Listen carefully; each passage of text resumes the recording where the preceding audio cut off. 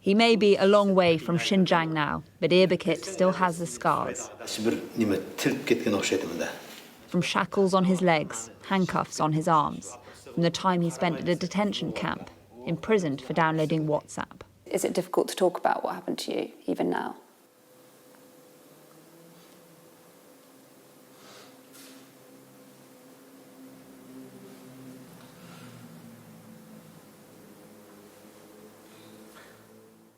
Erbakit says at times he was tortured to the point of passing out.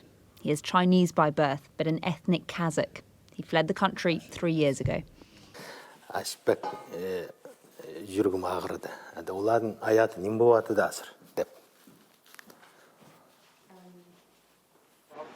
Erbakit was forced to work in a clothing factory, and cotton from Xinjiang is still finding its way to the British high street. 20% of the world's cotton is grown in Xinjiang, and higher percentages of it are processed and made into fabric and apparel. Now he's threatening to sue the British government if it doesn't ban imports from the region. The UK know so much about what's going on in the Uyghur region. They know just how pervasive forced labor is there and how much it pervades our supply chains now. To vote to not create this legislation or to vote against such kinds of legislation is tantamount to saying we approve of forced labor products entering into our borders. Last year, the US announced a total import ban on cotton products from Xinjiang. But where they've strengthened their laws, the UK hasn't. Big companies here have to show that they're avoiding using slavery in their supply chains, but there's no penalty if they fail to do so.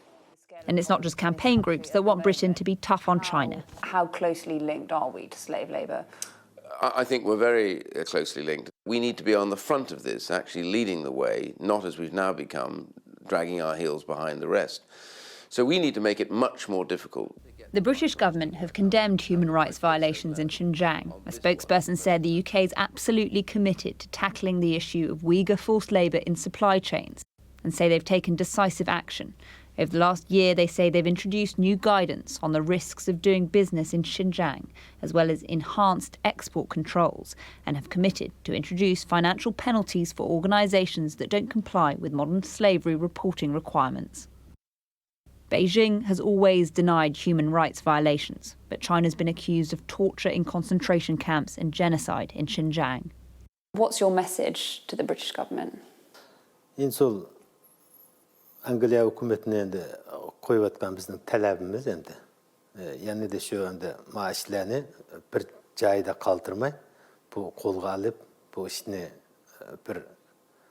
bir uchuna chiqarib bir nima qilsa bo'ladi deyman. Men de bu yerda kelgandan keyin o'zimning hayotimni, uydagilarni, hech kimning qanday bo'layotganini qaramasdan.